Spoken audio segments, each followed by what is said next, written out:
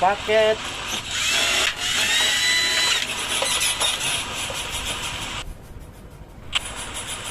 Paket bosku. Paket.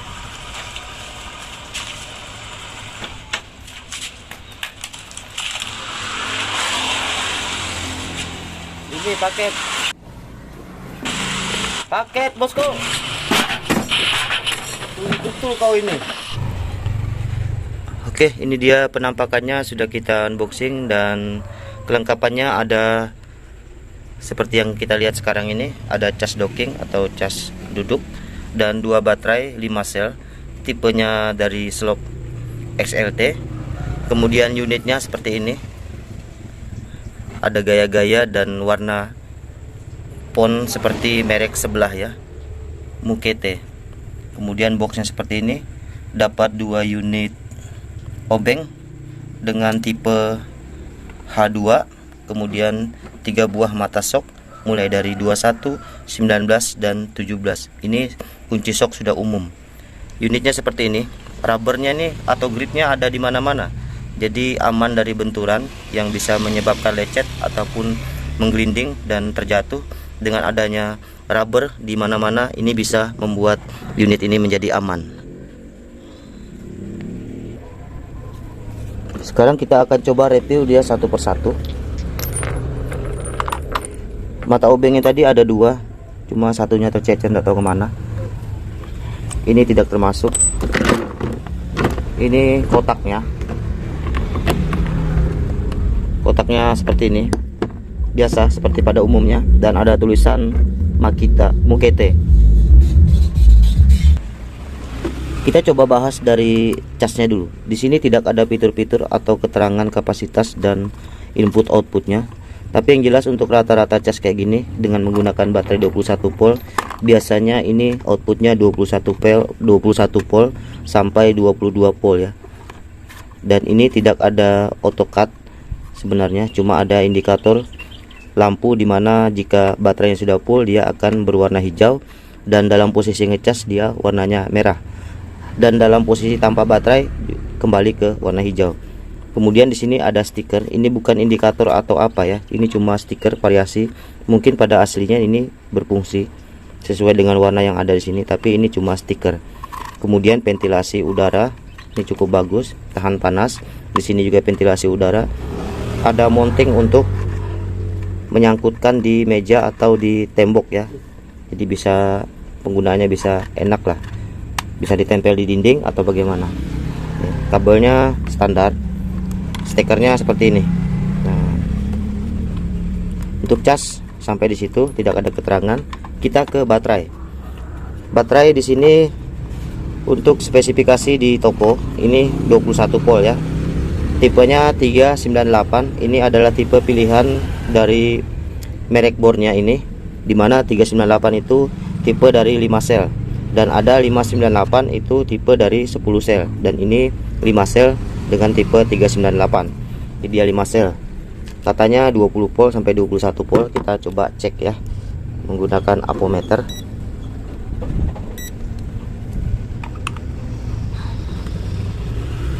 Ya, di sini 21,2 volt. Ini kondisi belum saya cas dari tokonya, entahkah ini setengah atau bagaimana. Kemudian slopnya ini, konektornya ini dia XLT.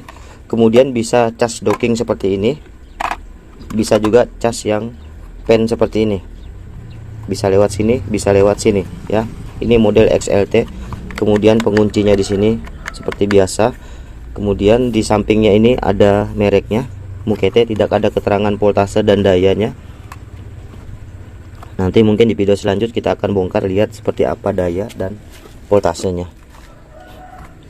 Apalagi, nah di sini ada tombol untuk mengetahui persentasi pada sisa baterai.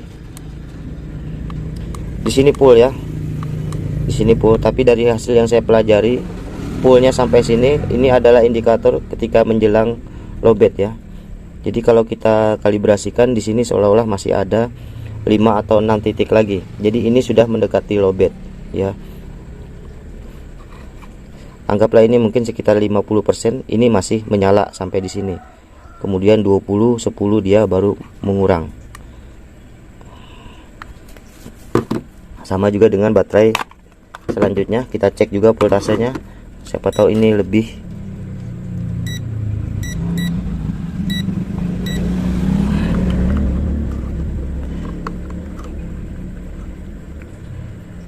Di sini 20,5 volt, hampir 21 volt ya, agak tinggi sedikit daripada ini. Kita lihat juga indikatornya, full, di sini full, sama-sama full, tapi ini sedikit agak lowbat. Jadi makanya saya bilang seolah-olah ini cuma 50%, baru ada permainan di sini. Sebenarnya masih ada lagi LED persen selanjutnya. Kemudian kita ke unitnya, kita ke mata shocknya dulu. Ini bonusnya, ada pilihan bonus untuk set mata shock yang lebih banyak, ada juga yang bonus standar untuk 3 unit mata shock. Dan di sini ukurannya sudah standar untuk penggunaan sehari-hari motor dan apa semacamnya, dimana dia ukurannya 17 mili, 19 mili, 21 mili. Ini sangat-sangat standar digunakan pada keseharian ya. Jadi brandnya cukup bagus sekali untuk memberi bonus. Obengnya juga tipe H2, dan ini sudah sangat umum sekali. Motor, interior rumah dan lain-lain ini biasanya pakai PH2. Dengan ini campuran logam dari CRP. Ini logam yang sudah lumayan kuat ya. Tapi ada juga CRP yang cuma sekedar tulisan. Ternyata logamnya biasa saja. Entah ini seperti apa kekuatan logamnya, kita belum pastikan juga. Kelihatan dari fisik sepertinya ini sangat biasa. Jenis logamnya ini juga CRP juga ya, krom vanadium. Di sini tulisannya krom vanadium, tapi keasliannya kita tidak tahu. Dari segi fisik ini saya kira ini sudah lumayan tahan daripada yang fisik yang ini. Kalau menurut pengalaman penglihatan saya ya, ini lebih berkualitas kelihatannya. Walaupun dia glossy seperti ini, pecahannya ini kelihatan. Kalau ini bagus, sama dengan yang lainnya. Unit utamanya seperti ini teman-teman. Bobotnya ini kita tidak tahu ya. Ini cukup berat ya. Di sini dia brushless.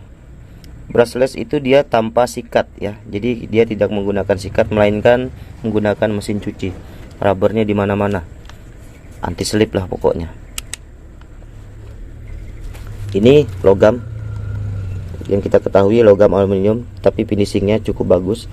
Dia seperti ada warna silver metalik, kemudian dilapisi glossy, seperti dilapisi clear, dan lumayan keras juga. Kemudian ada baut di bagian headnya, ini ada 4 baut, karena ini komponen tersendiri daripada plastik ini. Ini plastik tapi bukan plastik biasa ya. Ini plastik jenis apa gitu yang memang sedikit lebih kokoh untuk door doors. Karet di sini yang hitam ini karet semua, ventilasi angin udara. Kemudian bagian kepala shocknya ini setengah inci. Umum pada shock pada umumnya ukuran setengah. Nah di sini ada lubang, di sini juga ada lubang. Nah jadi kelebihannya ini bisa menggunakan obeng atau mata bor yang langsung tinggal slot di sini ya. Kelebihannya. Kekurangannya mungkin ini dayanya tidak seperti yang full tanpa lubang, karena dia otomatis tenaganya kurang karena ada rongga di dalamnya situ.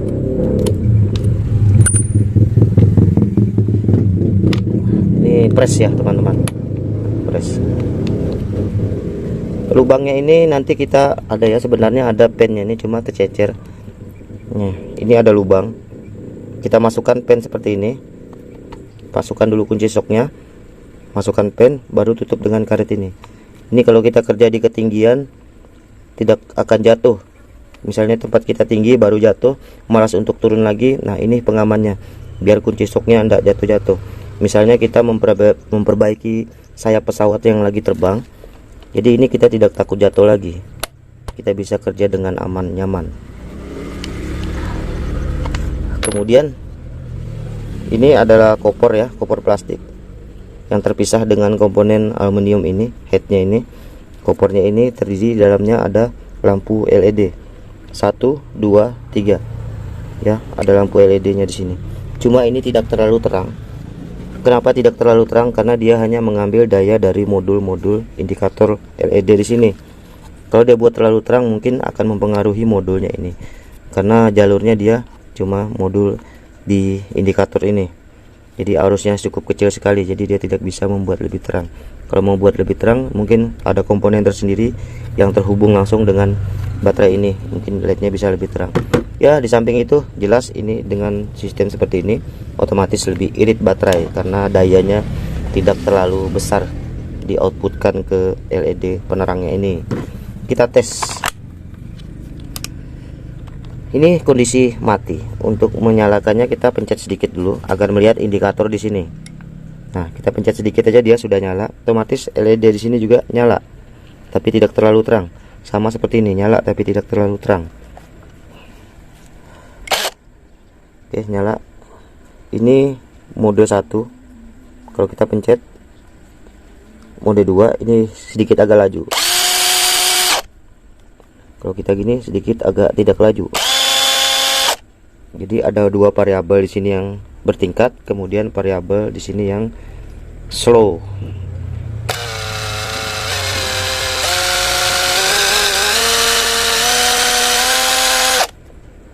Nah, di sini sangat variabel ya. Cuma dia sensitif, jadi mungkin banyak yang tidak menyangka kalau impact itu tidak variabel, ternyata variabel, cuma dia sensitif. Nah, untuk membuka baut kita tekan seperti ini, putarannya lawan jarum jam. Nah, posisinya di speed di sini dia posisinya paling tinggi. Nah, posisinya paling tinggi seperti ini. Tapi dia ada pilihan. Kalau kita pencet ada nyala titik, pilihannya dia otomatis mati. Tuh, kita pencet sekali mati. Nah, kalau kita mode selanjutnya normal. Nah, mode seperti ini hanya untuk bagian pembukanya. Kalau pengencangannya dia normal seperti biasa. Ada speed laju, ada speed slow. Ini kencang sekali teman-teman. Bahkan ini ngefek ke unitnya. Tuh.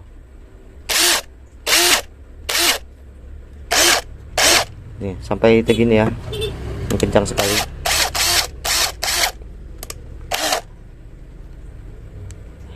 Ya, ini bisa untuk ngebor, untuk ngebaut, untuk ngunci. Ini sebenarnya bagus, tapi sebenarnya peruntukannya yang sesungguhnya itu hanya untuk ngunci. Kalau untuk nyekrup ini cukup kasar sekali, perkiraannya tidak begitu akurat. Ini cukup kasar sekali ya kalau untuk nyekrup baut seperti ini. Jadi sebenarnya tidak dianjurkan impact menggunakan seperti ini, kecuali kepepet. Kemudian untuk ngebor juga ini tidak dianjurkan karena dia ngimpact ya, tek tek tek tek tek. Jadi torsi yang kita butuhkan itu tidak sesuai dengan yang diharapkan. Nanti torsinya kebesaran, salah-salah bornya patah ya. Ini menurut pengalaman. Jadi benarnya ini hanya untuk baut, bukan untuk ngebor atau untuk obeng. Oke, terima kasih, semoga bermanfaat. Assalamualaikum.